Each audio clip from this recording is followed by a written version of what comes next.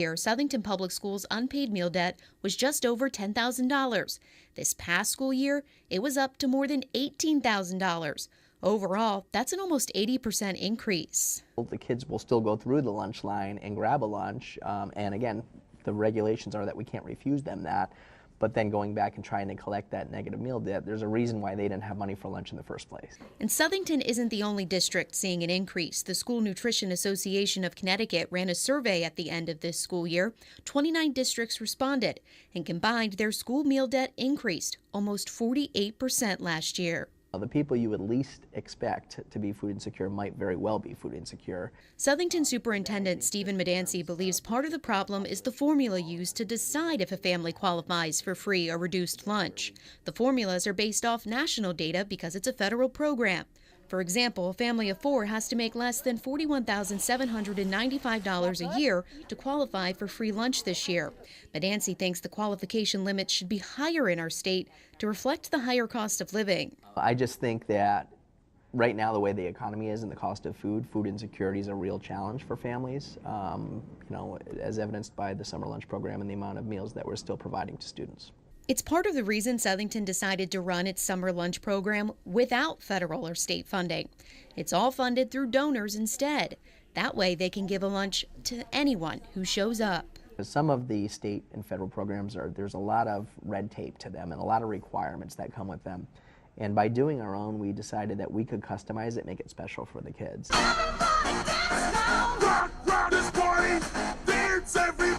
High school teams show up to volunteer, and the South Central Health District offers programming and resources like this lunchbox full of goodies. It normalizes it, it destigmatizes, needing to get a free lunch, and it makes it more fun. Mom Jennifer Phillips admits she was embarrassed at first to take part in this program. I would say to our kids, I'm like, oh, I hope nobody I know sees me coming in. But she hopes other parents realize that sometimes there really is such a thing as a free lunch. This has also taught our kids that it is okay to accept help, but also they also now in turn volunteer on Friday and Saturdays with a food pantry and delivering out food. So it's kind of like it's a cycle for them. Now to talk about this issue more in depth, we are joined by Bread for Life Executive Director Missy Cipriano. Thank you for being here. Now that the summer meal program is officially wrapped up, school has begun. Let's do a recap. How did it go? What would you like to maybe do differently next year? Oh, it was great. The whole community came together to help us pull this off. Working with the Board of Education, superintendent of schools, it was like a pie in the sky. How can we get to feed our families that are in need in a closer connection and make sure that they're not only receiving food, but receiving the activity to promote something else, something more than food. So altogether, we served 5,100 meals to our students in our community for 8 weeks. That was at DePaulo Middle School where you were at, and they also came to the soup kitchen probably about midway through on the opposite days where they weren't having that activity, but if they needed that meal, we wanted them to feel safe to come to the soup kitchen. And because we built that relationship, they did exactly that. So for 5 days a week, they were able to get meals offered to them, which was a really big plus. Overall, every parent has called and said thank you. The community is so proud of what they were part of, and we can't wait to do it again a little bit better next year. We're going to offer more programs. We're actually looking at a second school site to offer this to, because DePaulo's in one section of town. Southington's a small community, but it does have 2 middle school points, and we want to make sure that everybody that is in need has an opportunity to come and grab this lunch and have the program. So we're looking at a second site for next summer. How have you seen food insecurity both change in Southington and in general over the last few years? Over the last few years, the increase of need, and not just with our students, but with our seniors, for those who are transient, and of course some that are homeless as well. It has increased, and not just simply with the food insecurity, because we're not a food desert. I never like to talk about, we're not lacking food, we're really lacking access. You know, a lot of places don't have as many stores that were beneficial at Southington, but we don't have transportation. So for those who don't have vehicles, because of whatever reason, and they can't drive any longer. Them getting access to food is a little bit more difficult. So with this aging population, I think we're at 22% of our seniors in Southington. They don't drive anymore.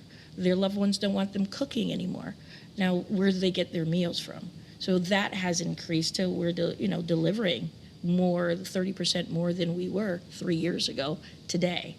And then when we're talking about people who come into our soup kitchen, those are families, they and or homeless, or those living in housing authority. We were once serving only about 15, 20 people in our soup kitchen. We're up to 33 to 40 people on a given day because things were more expensive. And if you can get a free meal, nutritious meal, and cut your grocery shopping bill in a quarter, you can do that. And we're glad to be a place to offer such, flexibility and healthy options. And I think one of the things we had talked about was, when school lunches are no longer automatically given kids to free, there might be that hesitation to ask for help. Absolutely. What have you seen in regards to that? And you see that getting better, or do you still think there's an issue where people aren't asking? Oh, there's 100% issue with people aren't asking. We're at 27% of our students on free reduced lunch in Southington.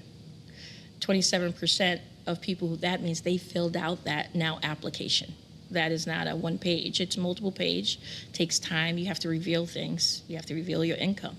That's not comfortable for families. And, it's hard to say that you're in a season of need for whatever reason that is. What I think we did this summer opens up in that window a little bit. It cracked it to say, it's okay to not be okay, because there's support here in our community that's non-judgmental, that just wants to see our families, get the services that they need. Without that, we have a long way to go, because the stigma behind need and asking for help is real. If you're asking for help, then you haven't done your part, some may say, or you might have been neglectful. But that's not always the case. It's, there's so many reasons why people need the help, whether it's summer lunch with our students, whether it's the soup kitchen, whether it's Meals on Wheels program. It's not as cut and dry as we want it to be. And one of the campaigns that we're doing at Bread for Life is bringing that awareness that says hunger is more than food. The person that is maybe homeless or needs food, they did not get here in one day. So it's going to take multiple years and multiple steps to get them to become better, or whatever that better is for them. So we can't fix it just with a meal. It's going to take time and relationships. I think we're going to get there. And at least in Southington, we are working as a collaborative group to say, we're here to help you. Whatever your need is, whatever season you're in, there's not only our agencies, but multiple agencies in a town that really cares. Let us help you where you need help. And as food just keeps getting more and more expensive, food insecurity is growing.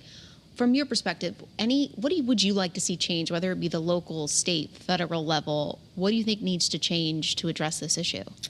The cost of food is absolutely, undeniably too high. We go back to our farmers markets and things of that nature. Give access, give people a little bit of a break.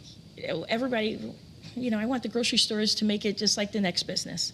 We have to understand that when you have a family of 7 or 8, including mom and dad and kids, that's 3/4 of your income has to go to groceries, and you have a mortgage and a car payment.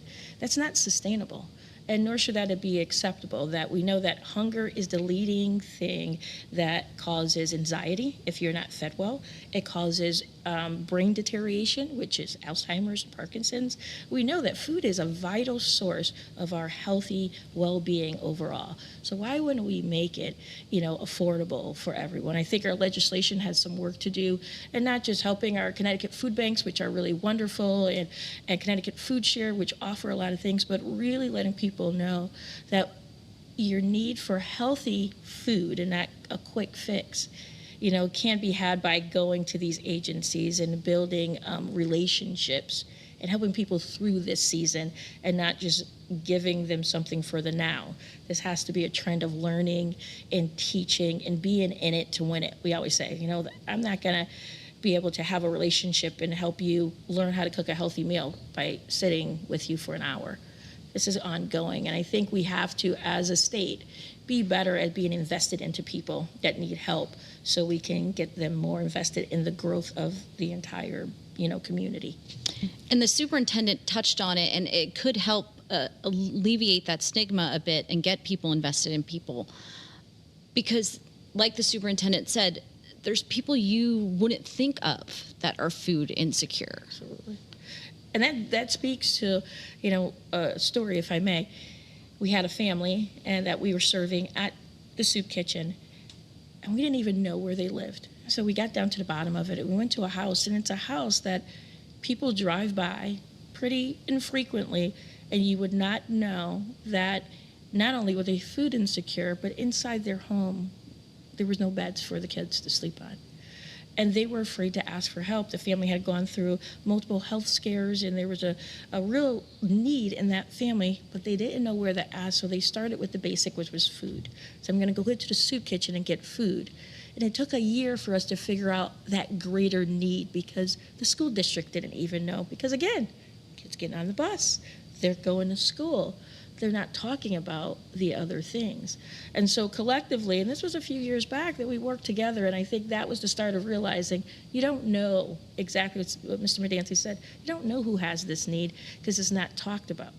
But what we're going to encourage people is talk about your need. Find that one trusted person that you can go to. If it's the soup kitchen, if it's social services, if it's your teacher, whoever it is, and let them know what's going on. It's not shameful. Everyone needs help. Steve Jobs said this one time, there's not a person in this world that doesn't need a hand up to get to where they need to go.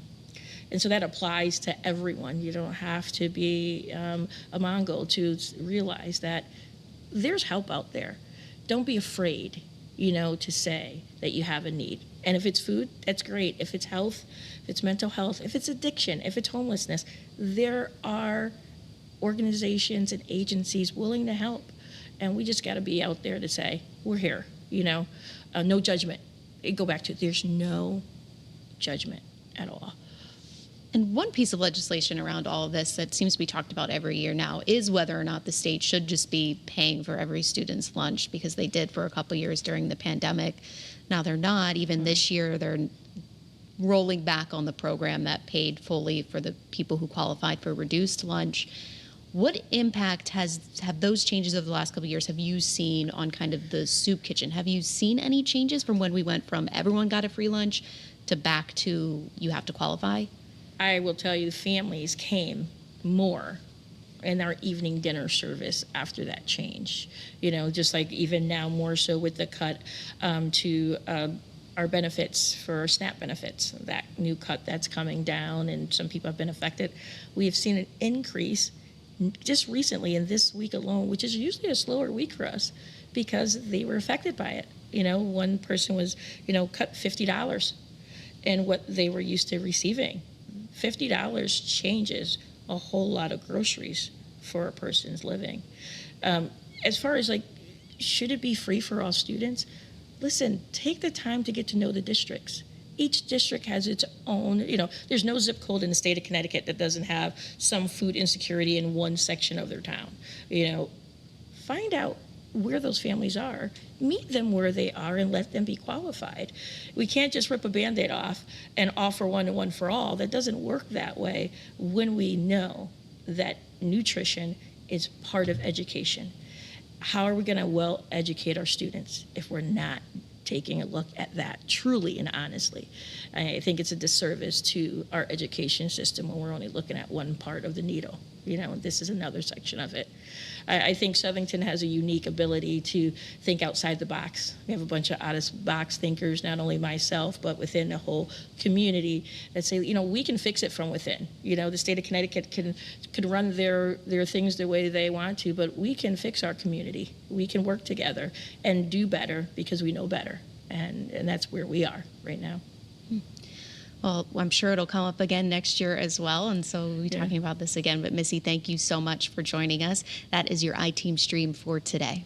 And I want to thank you for your reminder and your lesson in empathy.